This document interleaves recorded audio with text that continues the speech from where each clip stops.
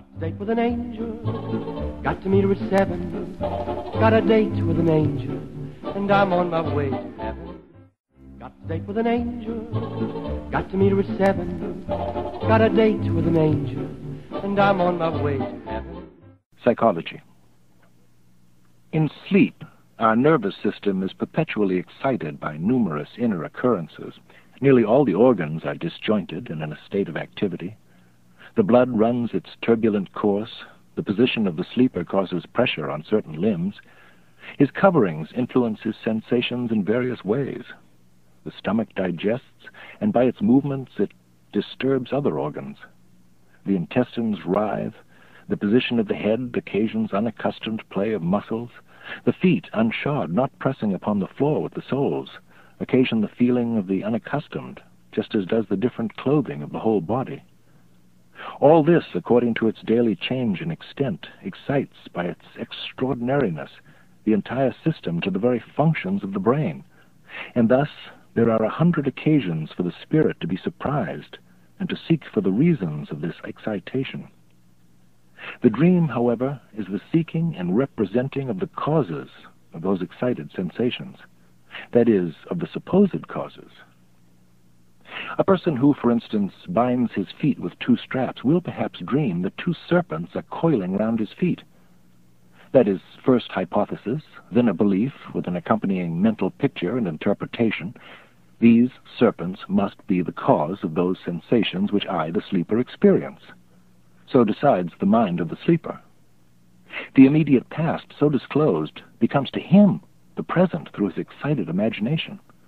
Thus everyone knows from experience how quickly the dreamer weaves into his dream a loud sound that he hears, such as the ringing of bells or the firing of cannon, that is to say, explains it from afterward, so that he first thinks he experiences the producing circumstances, and then that sound. But how does it happen that the mind of the dreamer is always so mistaken, while the same mind, when awake, is accustomed to be so temperate, careful, and skeptical with regard to its hypotheses? So that the first random hypothesis for the explanation of a feeling suffices for him to immediately believe in its truth. For in dreaming we believe in the dream as if it were reality. That is to say, we think our hypothesis completely proved. I hold that as man now still reasons in dreams, so men reasoned also when awake through thousands of years. The first cause which occurred to the mind to explain anything that required an explanation was sufficient and stood for truth. Thus, according to travelers' tales, savages still do to this very day. This ancient element in human nature still manifests itself in our dreams, for it is the foundation upon which the higher reason has developed and still develops in every individual.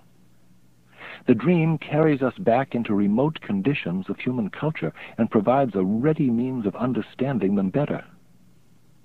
Dream thinking is now so easy to us because during immense periods of human development, we have been so well drilled in this form of fantastic and cheap explanation by means of the first agreeable notions. Insofar, dreaming is a recreation for the brain, which by day has to satisfy the stern demands of thought as they are laid down by the higher culture. We can at once discern an allied process even in our awakened state as the door and anteroom of the dream. If we shut our eyes, the brain produces a number of impressions of light and color, probably as a kind of afterplay and echo of all those effects of light which crowd in upon it by day. Now, however, the understanding, together with the imagination, instantly works up this play of color, shapeless in itself, into definite figures, forms, landscapes, and animated groups. The actual accompanying process thereby is again a kind of conclusion from the effect to the cause, since the mind asks, whence come these impressions of light and color? It supposes those figures and forms as causes. It takes them for the origin of those colors and lights because in the daytime, with open eyes, it is accustomed to finding a producing cause for every color, every effect of light.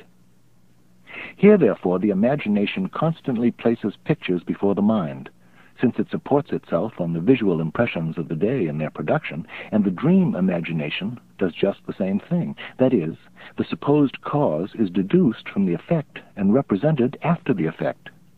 All this happens with an extraordinary rapidity, So that here, as with the conjurer, a confusion of judgment may arise, and a sequence may look like something simultaneous, or even like a reversed sequence.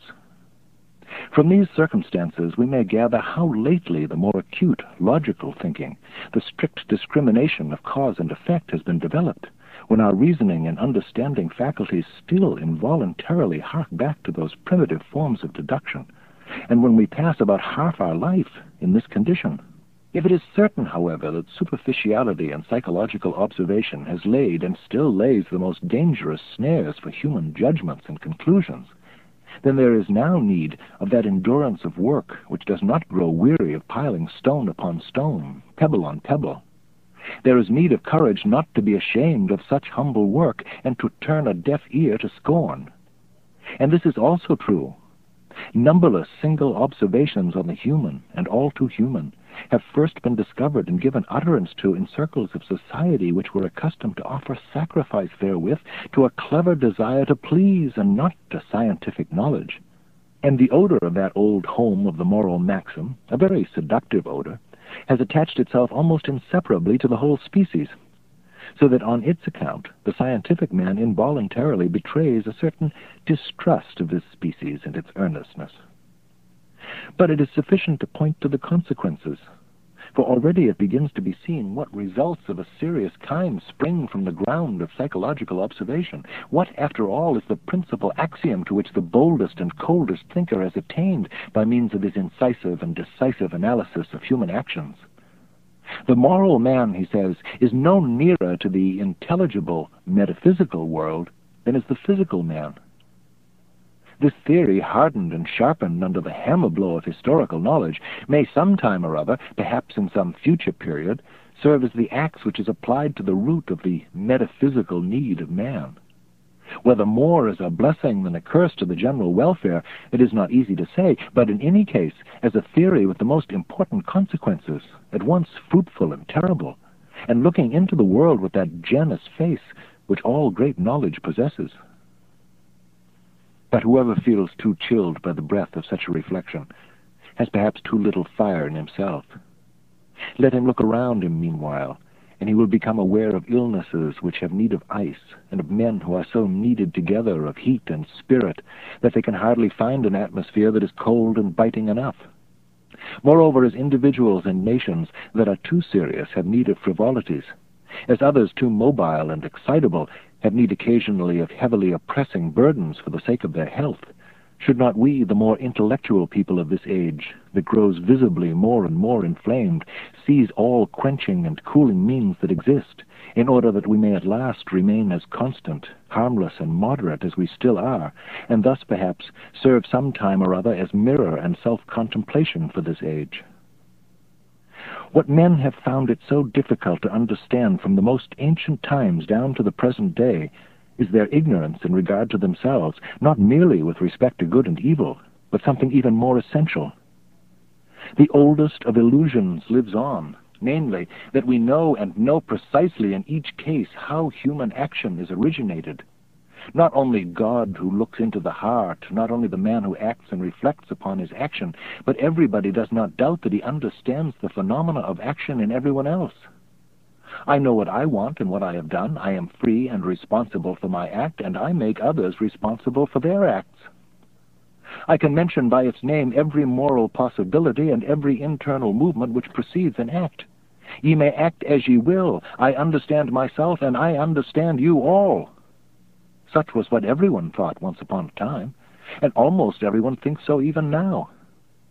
Socrates and Plato, who in this matter were great skeptics and admirable innovators, were nevertheless intensely credulous in regard to that fatal prejudice, that profound error, which holds that the right knowledge must necessarily be followed by the right action. In holding this principle, they were still the heirs of the universal folly and presumption that knowledge exists concerning the essence of an action. It would indeed be dreadful if the comprehension of the essence of a right action were not followed by that right action itself. This was the only manner in which these great men thought it necessary to demonstrate this idea. The contrary seemed to them to be inconceivable and mad, and nevertheless, this contrary corresponds to the naked reality which has been demonstrated daily and hourly from time immemorial. Is it not a dreadful truth that all that we know about an act is never sufficient to accomplish it? That the bridge